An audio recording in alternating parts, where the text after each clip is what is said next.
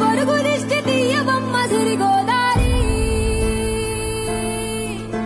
ఏ పాడు కళ్ళు పడకుండా వీళ్ళిద్దరు కలిసి ఉండాలి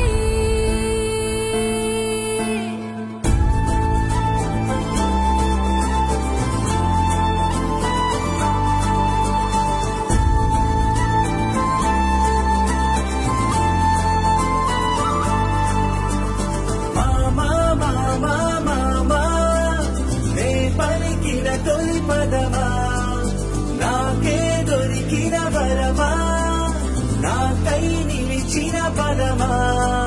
నీ కాలి అడుగుల్లో ఉంది నా గుడి నీ నోటి పలుకుల్లో ఉంది నా బడి